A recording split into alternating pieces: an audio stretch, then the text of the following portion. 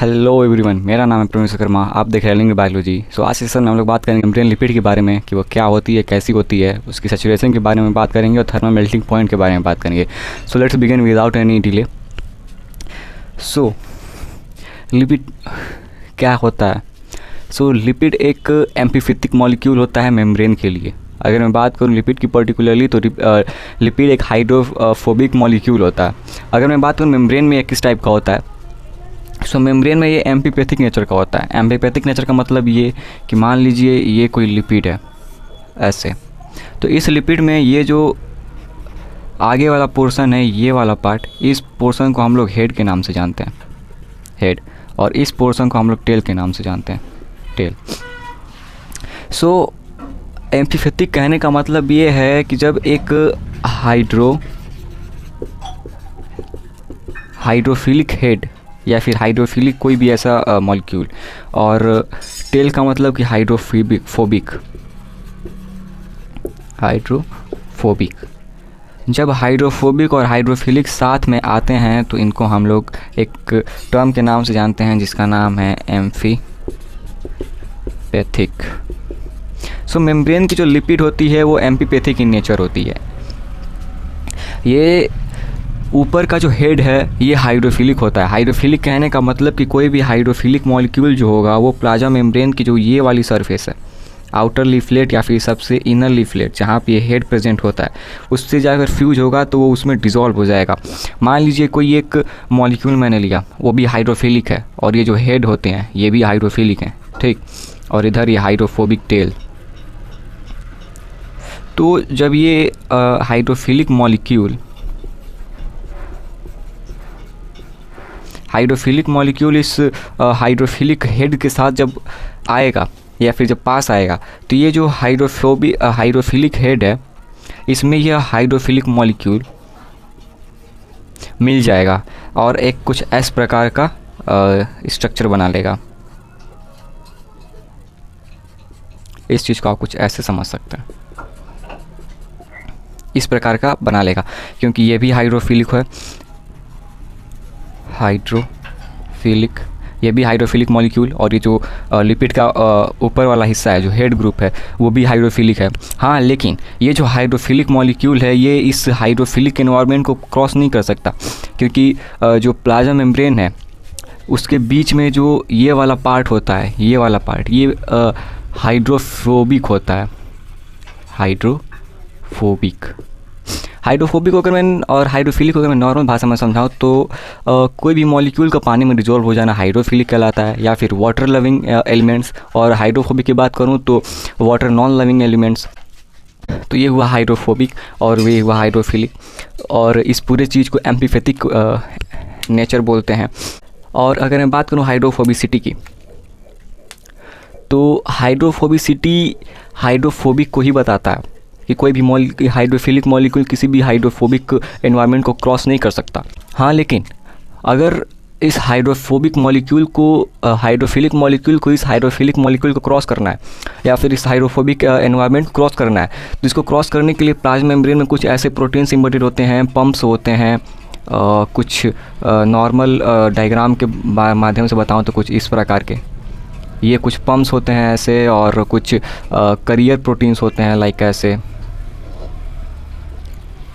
सो ये हुआ चैनल, ये हुआ पंप, और ये हुआ करियर प्रोटीन। सो इनके थ्रू जो भी हाइड्रोफोबिक मॉलिक्यूल है वो इस हाइड्रोफिलिक मॉलिक्यूल जो है वो इस प्रोटीन्स के थ्रू प्लाज्मा मेम्ब्रेन से बाहर से अंदर आते हैं। अब मैं बात करूँगा क्लास ऑफ मेम्ब्रेन लिपिड्स की, तो मेम्ब्रेन लिपिड्स कई टाइप के होते हैं। अगर मैं प्लाज्मा मेम्ब्रेन में बात करूँ तो प्लाज्मा मेम्ब्रेन में मेनली या फिर मेजॉरिटी 3 टाइप के लिपिड्स होते हैं। अगर उनके मैं नाम लिखूँ तो एक होता है कोलेस्ट्रॉल, फॉस्फोलिपिड, और एक होता है ग्लाइकोलिपिड। इन तीनों मॉलिक्यूल्स को हम लोग आने वाले लेक्चर्स में बहुत डीपली जानेंगे। अगर मैं इसका थोड़ा सा ओवरव्यू दूं तो फॉस्फोलिपिड्स जो होते हैं, सो लिपिड के हेड ग्रुप पे एक PO4 ग्रुप जुड़ा होता है, जिसकी वजह से इसको फॉस्फोलिपिड बोलते हैं। अगर मैं बात करूँ ग्लाइकोलिपिड की, तो ग्लूकोज मॉलिक्यूल या फिर किसी भी कार्बोहाइड्रेट के साथ एक लिपिड मॉलिक्यूल का जुड़ा होना ग्लाइकोलिपिड कहलाता है। अगर मैं बात करूं कन्फर्मेशन की, तो इन सभी की कन्फर्मेशन चेंजेस होती रहती हैं। कन्फर्मेशन चेंजेस होने का मतलब ये जो टेल है, इस टेल में भी कुछ अलग टाइप के कन्फर्मेशन होते हैं, जैसे सिस एंड ट्रांस कन्फर्मेशन। अगर मैं उसके बारे में बताऊं तो कभी कभी देखिए, सबसे पहले मैं सिस के बारे में बताता हूँ। सिस कन्फर्मेशन।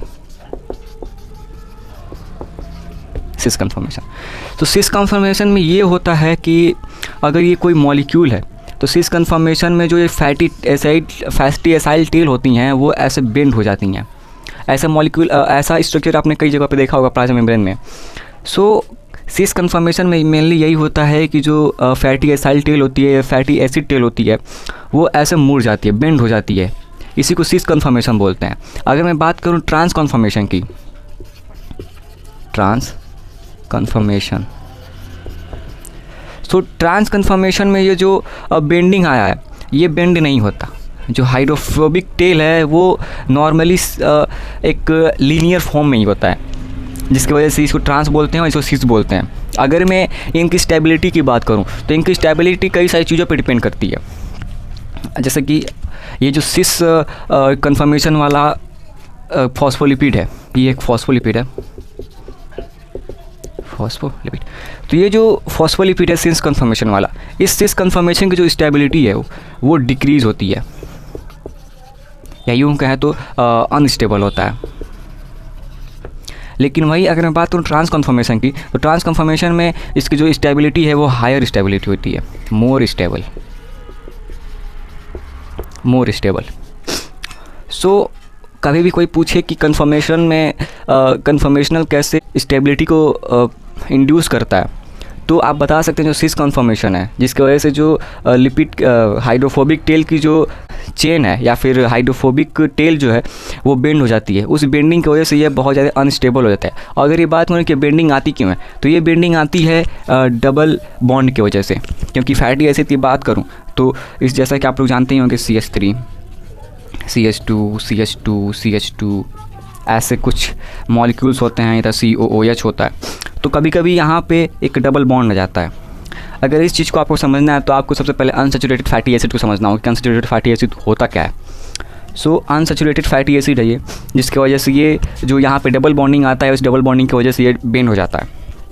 अगर कोई पूछे ट्रांस कन्फर्मेशन क्यों ज़्यादा स्टेबल होता है, तो ट्रांस कन्फर्मेशन इसलिए ज़्यादा स्टेबल होता है क्योंकि उसमें किसी प्रकार की बेंडिंग नहीं होती। अब अगर मैं बात करूँ कि इसकी स्टेबिलिटी और कैसे बढ़ सकती है या फिर घट सकती है, तो स्टेबिलिटी इसकी एक और तरीके से घट बढ़ सकती है।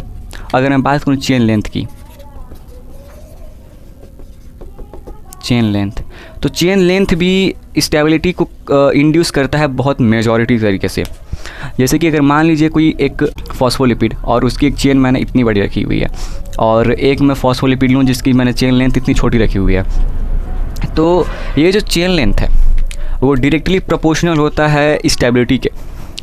अगर मैं बात करूँ तो chain length directly proportional to stability. जिस फॉस्फोलिपिड की चेन लेंथ सबसे ज़्यादा वो उतना ज़्यादा स्टेबल होगा, और जितना छोटा ये फॉस्फोलिपिड की टेल जो है वो जितनी छोटी होगी उसकी स्टेबिलिटी उतनी ही कम होगी। इट मीन्स यहाँ पे मैं अच्छे से लिख के बताता हूँ, chain length directly proportional to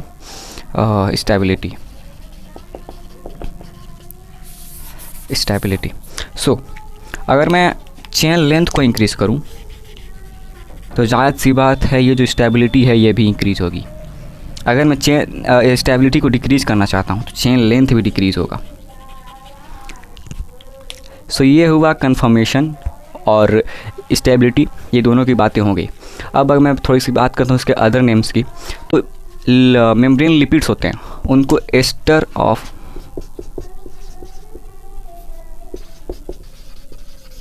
asters of fatty acid with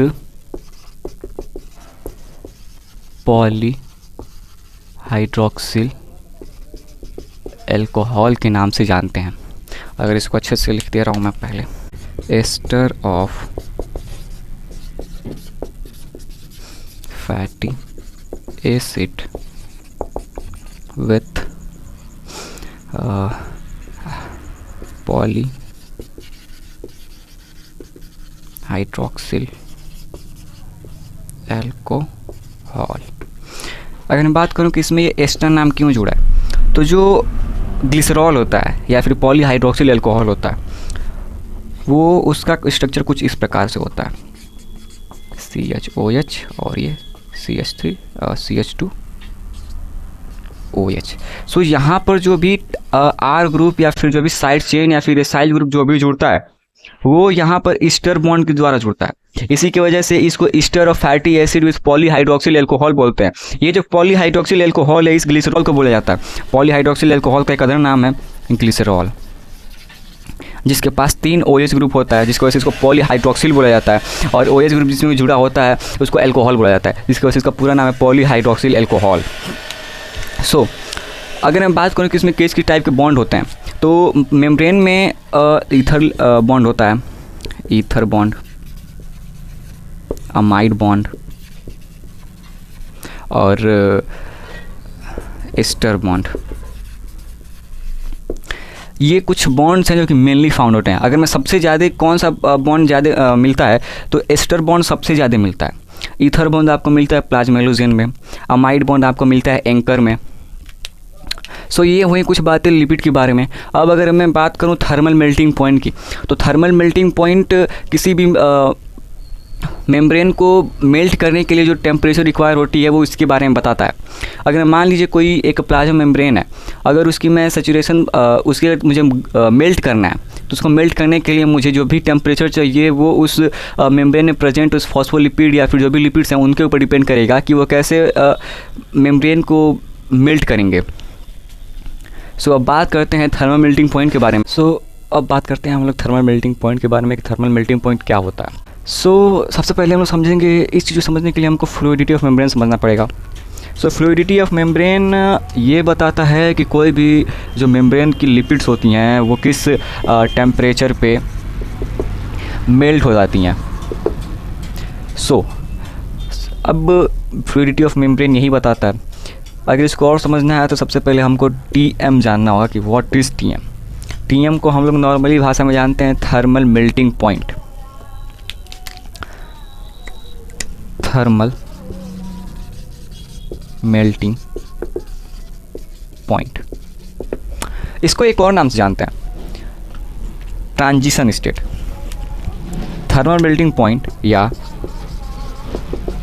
transition state. Thermal melting point हमें ये बताता है कि वह टेम्परेचर जिस पे मेम्ब्रेन की जो लिपिड्स हैं वो मेल्ट हो जाए या फिर अपने जो भी कन्फर्मेशंस हैं उसको चेंज कर ले। इसको थर्मल मेल्टिंग पॉइंट बोला जाता है। थर्मल मेल्टिंग पॉइंट को शॉर्ट फॉर्म में ऐसे लिखा जाता है TM। थर्मल मेल्टिंग पॉइंट कई सारी चीज़ों पे डिपेंड करता है, डिग्री ऑफ अनसैचुरेशन पे, सैचुरेशन पे, चेन लेंथ पे, इन सब चीज़ों पे थर्मल मेल्टिंग पॉइंट डिपेंड करता है। अगर मैं बात करूँ थर्मल चेन लेंथ की, तो कैसे thermal melting point chain length पे डिपेंड करता है, तो मैंने पीछे बताया कि जो थर्मल मेल्टिंग पॉइंट है वो डायरेक्टली प्रोपोर्शनल होता है चेन लेंथ के। जितना ज़्यादा चेन लेंथ उतना ज़्यादा थर्मल मेल्टिंग पॉइंट, जितना कम चेन लेंथ उतनी कम थर्मल मेल्टिंग पॉइंट। अगर मैं बात करूँ सैचुरेटेड फैटी एसिड की, saturated fatty acid thermal melting point को कैसे इन्फ्लुएंस करता है। सबसे पहले जानते हैं सैचुरेटेड फैटी एसिड होता क्या है।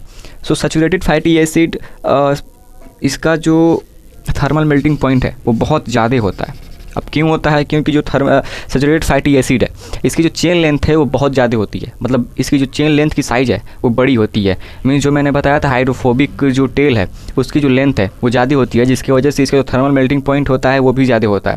अगर मैं बात करूँ अनसैचुरेटेड फैटी एसिड की, तो अनसैचुरेटेड फैटी एसिड जो होते हैं उनकी जो चेन लेंथ होती है या फिर जो साइड चेन होती है, फैटी साइड चेन जो होती है उसकी जो लेंथ है वो छोटी होती है। उस लेंथ की छोटी होने की वजह से जो थर्मल मेल्टिंग पॉइंट है उसका लो होता है। और सैचुरेटेड फैटी एसिड जो है वो सैचुरेटेड फैटी एसिड कई सारे आर्की बैक्टीरियाज में पाए जाते हैं, हाइपरथर्मोफिलिक बैक्टीरिया में पाया जाता है। अगर मैं बात करूँ उस अनसैचुरेटेड फैटी एसिड की, तो अनसैचुरेटेड फैटी एसिड सैकरोफाइल्स में पाया जाता है। अगर मैं बात करूँ इन बैक्टीरियाज़ के बारे में, तो हाइपरथर्मोफिलिक बैक्टीरिया का मतलब कि वो बैक्टीरिया जो बहुत ज़्यादा टेम्परेचर पे सर्वाइव करते हों, और सैकरोफाइल बैक्टीरिया वो बैक्टीरिया होते हैं जो कि बहुत ज़्यादा लेस टेम्परेचर पे सर्वाइव करते हो। लेस टेम्परेचर कहने का मतलब कि बहुत low temperature, like -10 degree Celsius, 0 degree Celsius, इन सब टेम्परेचर्स पे। और इनकी जो फ्लूइडिटी है, अगर फ्लूइडिटी की बात करूँ तो सैचुरेटेड फैटी एसिड लेस फ्लूइडिट होता है और अनसैचुरेटेड फैटी एसिड मोर फ्लूइड होता है। फ्लूइड बोलने का मतलब इसके जो लिपिड मॉलिक्यूल्स हैं वो एक जगह से दूसरी जगह बहुत ज़्यादा जल्दी जाते हैं, क्योंकि जो अनसैचुरेटेड फैटी एसिड के जो फैटी एसिड होते हैं वो ज़्यादा मोटाइल होते हैं और सैचुरेटेड फैटी एसिड के जो लिपिड्स होते हैं वो ज़्यादा नॉन मोटाइल होते हैं। अगर मैं बात करूं डिग्री ऑफ सैचुरेशन की या फिर थर्मल मेल्टिंग पॉइंट की, so thermal melting point directly proportional होता है सैचुरेशन के। सैचुरेशन कहने का मतलब कि किस टाइप के मेम्ब्रेन लिपिड्स हैं, लाइक सैचुरेटेड फैटी एसिड है या फिर अनसैचुरेटेड फैटी एसिड है, या फिर उसकी चेन लेंथ कैसी है, चेन लेंथ ज़्यादा हुआ सो स्टेबिलिटी ज़्यादा होगी, फ्लूइडिटी कम होगी, और चेन लेंथ कम हुआ तो फ्लूइडिटी ज़्यादा होगी, स्टेबिलिटी कम होगी। सो इसकी वजह से ये बताता है थर्मल मेल्टिंग पॉइंट जो है डायरेक्टली प्रोपोर्शनल होता है सैचुरेशन के। अगर मैं बात करूँ डिग्री ऑफ अनसैचुरेशन की, degree of unsaturation, so degree of unsaturation बताता है थर्मल मेल्टिंग पॉइंट के बारे में कि थर्मल मेल्टिंग पॉइंट में किस टाइप के फैटी एसिड्स हैं, आई मीन जो प्लाज्मा मेम्ब्रेन है उसमें किस प्रकार के प्रोटीन्स किस प्रकार के लिपिड्स हैं, वो शॉर्ट चेन वाले लिपिड्स हैं या फिर लॉन्ग चेन वाले लिपिड्स हैं, या you count saturated fatty acid हैं या फिर अनसैचुरेटेड फैटी एसिड हैं। सो जो डिग्री ऑफ अनसैचुरेशन है वो इनवर्सली प्रोपोर्शनल होता है थर्मल मेल्टिंग पॉइंट के, means thermal melting point inversely proportional to degree of unsaturation। इसके कहने का मतलब ये है कि मान लीजिए मैं एक एग्जांपल ले रहा हूँ, कोई एक बैक्टीरिया है, ये कोई बैक्टीरिया, अगर इस बैक्टीरिया के ऊपर ये जो प्लाज्मा मेम्ब्रेन है, अब इस प्लाज्मा मेम्ब्रेन में फॉस्फोलिपिड्स होंगे। अगर मान लीजिए ये जो बैक्टीरिया है ये हाई टेम्परेचर पे सर्वाइव कर रहा है, मींस अगर मैं एग्जांपल लूँ हाइपर थर्मोफिलिक की, तो अगर ये हाइपर थर्मोफिलिक बैक्टीरिया तो इसकी जो थर्मल मेल्टिंग पॉइंट है वो बहुत ज़्यादा होगी, जिसकी वजह से ये उस हाई टेम्परेचर पे सर्वाइव कर पा रहा है, लेकिन जो डिग्री ऑफ अनसैचुरेशन है ये कम हो जाएगी। डिग्री ऑफ अनसैचुरेशन की कम होने की वजह से ये जो टेम्परेचर है वो ज़्यादा होगा और डिग्री ऑफ अनसैचुरेशन लो हो जाएगा। इसके कहने का मतलब कि इस बैक्टीरिया में सैचुरेटेड फैटी एसिड्स की जो मात्राएं हैं वो बहुत ज़्यादा हैं, जिसकी वजह से थर्मल मेल्टिंग पॉइंट ज़्यादा है। अगर मैं किसी सैकरोफाइल की बात करूं तो मान लीजिए ये कोई सैकरोफिल बैक्टीरिया है। अब इस सैकरोफाइल जो बैक्टीरिया होती हैं वो लो टेम्परेचर पर सर्वाइव करते हैं, सो इनका जो डिग्री ऑफ अनसैचुरेशन है वो ज़्यादा होगा और थर्मल मेल्टिंग पॉइंट कम होगा। इसका मतलब कि इस जो सैकरोफाइल बैक्टीरिया है इसमें जो फैटी एसिड्स होंगे वो अनसैचुरेटेड फैटी एसिड होंगे, जिनकी वजह से इनका जो फ्लूइडिटी है वो ज़्यादा है और जो थर्मल मेल्टिंग पॉइंट है वो कम है। क्योंकि किसी भी मान लीजिए एक कोल्ड लविंग बैक्टीरिया को अगर हीट वाली जगह पर ले जाया जाए तो वो मर जाएंगे, और एज सेम एज ये चीज़ हाइपर थर्मोफिलिक के साथ भी होता है कि अगर उसे हम किसी गर्म जगह से ठंडी जगह पर ले जाएँ तो हीट शॉक की वजह से उसका डेड हो जाएगा। सो अब मैं बात करूँ कुछ type of saturated fatty acids की।